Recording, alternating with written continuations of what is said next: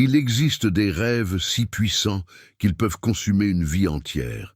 Michel Rousseau, charpentier de 58 ans, originaire d'Aix-en-Provence, avait un rêve: construire de ses propres mains la maison parfaite sur une colline dominant les lavandes de Provence. Pendant 15 années, chaque week-end, chaque congé, chaque moment libre fut consacré à cette obsession magnifique. Pierre après pierre, poutre après poutre, Michel érigea une œuvre d'art architecturale qui devint la fierté de toute la région. Mais le jour où il emménagea enfin dans son paradis terrestre, Michel découvrit une vérité si cruelle qu'elle anéantit non seulement ses rêves, mais détruisit également sa famille et sa foi en l'humanité. Voici l'histoire dévastatrice de Michel Rousseau, l'homme qui construisit le bonheur et vit tout s'écrouler à cause de la trahison la plus impensable. Chapitre 1. Michel Rousseau avait hérité de son amour du bois et de la construction de son père, Jules, lui-même charpentier renommé dans la région aixoise. En 1985, à 23 ans, Michel reprit l'entreprise familiale Charpenterie Rousseau et se spécialisa dans la restauration de bâtiments provençaux traditionnels. Son savoir-faire exceptionnel et sa passion pour l'authenticité lui valurent rapidement une réputation enviable parmi les propriétaires de masses et de bastides anciennes.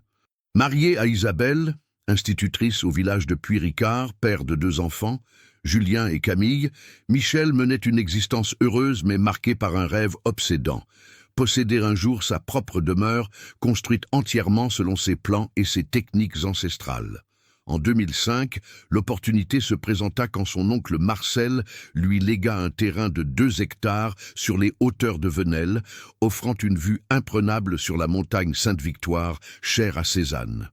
Le terrain était parfait: exposition sud, légère pente naturelle pour l'évacuation des eaux, sol stable et accès direct par un chemin communal. Michel passa des mois à dessiner les plans de sa future demeure, s'inspirant des plus belles bastides provençales qu'il avait restaurées. Il imagina une maison de 150 mètres carrés, avec des murs en pierre de Fontvieille, une charpente en chêne massif, des tommettes anciennes et des volets en bois d'olivier. Chaque détail fut pensé, chaque matériau choisi avec l'exigence d'un maître artisan. En 2006, Michel obtint le permis de construire et commença immédiatement les travaux. Mais au lieu de faire appel à des ouvriers, il décida de tout réaliser lui-même, avec l'aide occasionnelle de ses fils et de quelques amis du métier. Cette décision, motivée par la passion et le perfectionnisme, allait transformer ce projet en une quête de 15 années qui absorberait toute son énergie et ses économies. Chapitre 2. La construction de la maison de Michel devint legendary dans la région. Chaque week-end, on pouvait le voir sur son chantier, travaillant de l'aube au crépuscule avec une détermination impressionnante. Il commença par creuser les fondations à la main, refusant catégoriquement l'usage d'un bulldozer qui aurait abîmé la végétation environnante. Puis, il monta les murs, pierre par pierre, utilisant des techniques millénaires qu'il avait apprises de son père. La charpente fut un chef-d'œuvre en soi.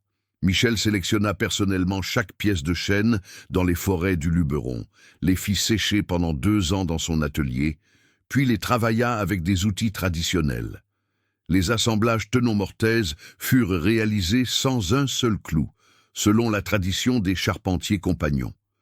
Les visiteurs venaient de toute la Provence pour admirer cette prouesse technique qui semblait sortie d'un autre siècle. Isabelle supportait avec patience cette obsession qui monopolisait son mari. Les enfants grandirent en voyant leur père partir chaque samedi matin vers « sa montagne », comme il l'appelait. Julien, devenu adolescent, commença à aider son père, apprenant les gestes ancestraux de la charpenterie. Camille, elle, préférait dessiner la future maison et imaginer la vie qu'ils y mèneraient tous ensemble. Au fil des années, la maison prit forme et devint l'attraction du village. Les journaux locaux publièrent des articles sur « l'obsédé de la perfection ». Les chaînes de télévision régionales vinrent filmer ce chantier hors norme. Michel accueillait les curieux avec plaisir, expliquant ses techniques, partageant sa passion. Il était fier de montrer que l'artisanat français était encore vivant. Que pensez-vous de la démarche de Michel? Admirez-vous sa persévérance ou trouvez-vous son obsession excessive?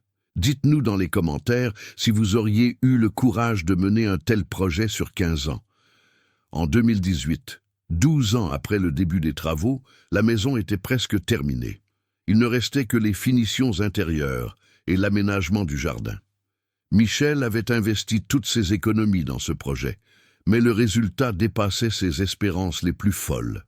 La demeure était d'une beauté saisissante, parfaitement intégrée dans le paysage provençal, alliance parfaite entre tradition et modernité discrète.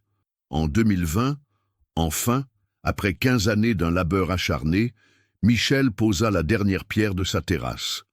La maison était achevée, le rêve était devenu réalité.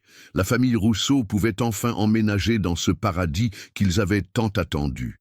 Chapitre 3. Le 15 juin 2021, jour symbolique de leurs 25 ans de mariage, Michel et Isabelle emménagèrent officiellement dans leur demeure de rêve. La crémaillère fut grandiose, réunissant près de 100 personnes, familles, amis, voisins, artisans, qui avaient participé au projet. Michel était rayonnant, Isabelle émue aux larmes, les enfants fiers de leur père. Cette soirée marquait l'aboutissement d'une vie de travail et de passion.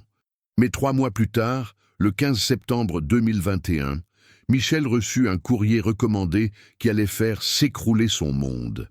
L'expéditeur était maître Bernard Fontaine, notaire à Marseille. Le courrier informait Michel qu'une succession venait d'être réglée et que le terrain sur lequel il avait construit sa maison appartenait en réalité à Madame Véronique Dubois, héritière légitime de feu Marcel Rousseau. Michel ne comprit pas immédiatement. Son oncle Marcel lui avait légué ce terrain par testament en 2005. Il possédait tous les documents. Mais en lisant attentivement la lettre du notaire, une vérité effroyable émergea. Marcel Rousseau avait rédigé 2 testaments. Le premier, daté de 2003, léguait le terrain à sa nièce Véronique, fille de sa sœur décédée. Le second, daté de 2005, léguait le même terrain à Michel. Selon la loi française, seul le testament le plus récent était valable. Michel était donc le propriétaire légitime. Mais Véronique Dubois contestait l'authenticité du testament de 2005, affirmant que son oncle Marcel, alors âgé de 82 ans et souffrant des premiers signes de démence, avait été manipulé pour modifier son testament. Elle réclamait la propriété du terrain et, par conséquent, de la maison que Michel avait construite. Merci infiniment d'être resté avec nous jusqu'ici. Votre fidélité nous touche énormément et nous vous promettons que la suite de cette histoire bouleversante va vous choquer encore plus. Le pire est malheureusement à venir.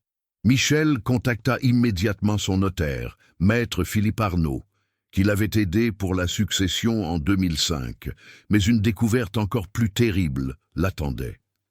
Maître Arnaud lui avoua qu'il avait toujours eu des doutes sur l'authenticité du testament de 2005. L'écriture lui avait semblé différente, mais il n'avait pas osé contester le document car Michel était un client de longue date de l'étude. Plus troublant encore, maître Arnaud révéla que quelqu'un était venu le voir en 2005 pour s'assurer que le testament serait bien enregistré. Julien Rousseau, le fils aîné de Michel. Julien, alors âgé de 18 ans, avait affirmé agir sur les conseils de son père.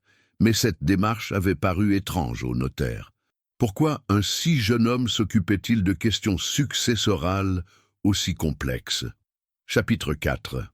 Confronté à ces révélations, Michel décida d'interroger son fils Julien, maintenant âgé de 34 ans et lui-même charpentier dans l'entreprise familiale.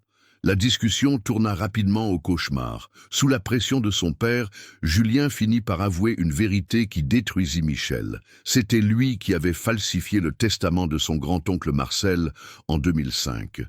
Julien expliqua comment il avait procédé. Sachant que son père rêvait de ce terrain, voyant Marcel vieillir et devenir confus, il avait profité d'une visite à l'hôpital pour subtiliser le vrai testament et en rédiger un faux, imitant l'écriture tremblante du vieil homme. Son intention était noble, offrir à son père la possibilité de réaliser son rêve. Il n'avait que 18 ans et ne mesurait pas les conséquences juridiques de son acte. Mais la vérité était encore plus cruelle. Julien avoua qu'Isabelle, sa mère, était au courant depuis le début. Elle avait découvert la supercherie en 2007, mais avait choisi de se taire, voyant Michel si heureux de construire sa maison. Elle pensait que personne ne découvrirait jamais la vérité et que le bonheur de son mari valait ce mensonge. Plus terrible encore, Julien révéla que Véronique Dubois n'avait pas découvert la vérité par hasard. C'était Camille, la propre fille de Michel, qui l'avait contactée. Camille, devenue avocate, avait toujours eu des soupçons sur cette succession trop favorable. En 2021, rongée par la culpabilité de voir son père si fier d'une maison construite sur un mensonge, elle avait mené ses propres recherches et découvert l'existence de Véronique Dubois.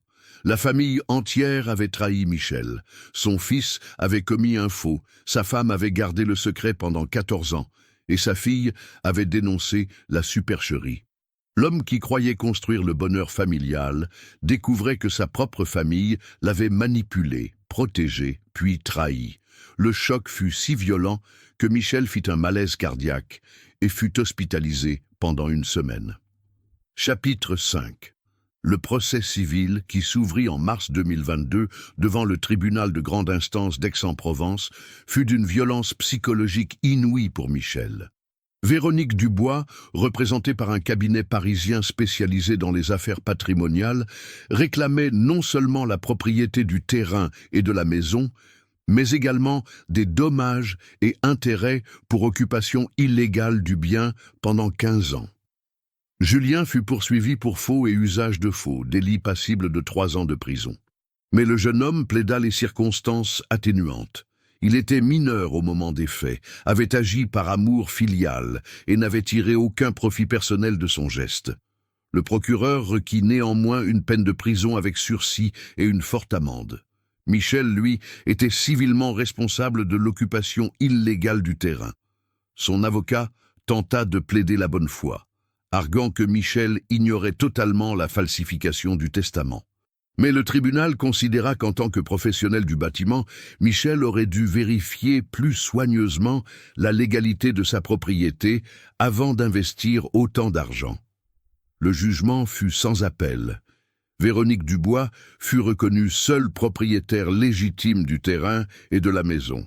Michel fut condamné à quitter les lieux dans un délai de 6 mois et à verser 150 000 € de dommages et intérêts pour occupation illégale. Julien écopait de 18 mois de prison avec sursis et de 50 000 € d'amende. Mais le plus dur pour Michel n'était pas la condamnation financière, c'était la destruction de sa famille.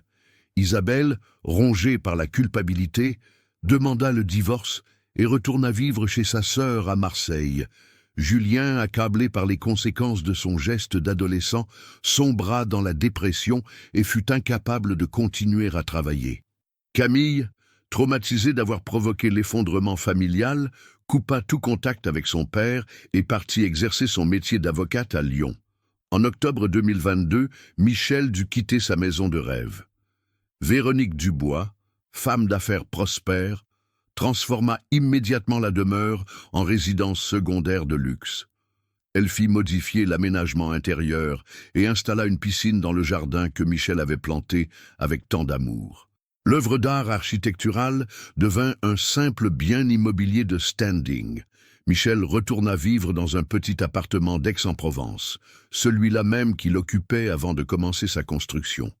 L'entreprise familiale fit faillite, incapable de survivre aux scandales et aux amendes. Michel, ruiné et détruit psychologiquement, fut contraint de travailler comme ouvrier salarié chez un concurrent, utilisant ses compétences exceptionnelles pour enrichir d'autres que lui. Aujourd'hui, Michel Rousseau a 61 ans et vit seul.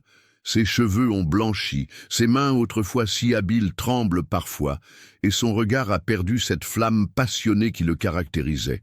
Il passe parfois devant sa ancienne maison, désormais propriété d'une étrangère, et contemple avec amertume cette œuvre magnifique qu'il ne possède plus. 15 années de sa vie, 15 années de rêves et de labeurs, anéantis par ceux qu'il aimait le plus au monde. Conclusion. L'histoire de Michel Rousseau nous confronte à une tragédie familiale d'une cruauté absolue. Cet homme a consacré 15 années de sa vie à construire non seulement une maison, mais un rêve familial. Il croyait œuvrer pour le bonheur des siens, ignorant que sa propre famille orchestrait autour de lui un mensonge qui finirait par le détruire. La trahison de Michel est multiple. Celle d'un fils qui commet un faux par amour mal dirigé, celle d'une épouse qui préserve un secret durant 14 ans, celle d'une fille qui dénonce la vérité par conscience morale. Chacun pensait bien faire, mais ensemble, ils ont anéanti l'homme qu'ils prétendaient protéger. Cette histoire soulève des questions profondes sur l'amour familial et ses limites. Peut-on pardonner à ceux qui nous trahissent par amour ? Michel était-il victime de sa famille ou bénéficiaire d'un crime qu'il aurait dû découvrir ? Qu'auriez-vous fait à la place de Julien, d'Isabelle ou de Camille? Que pensez-vous de cette histoire déchirante? Michel mérite-t-il notre compassion ou aurait-il dû être plus vigilant? Sa famille a-t-elle agi par amour ou par lâcheté?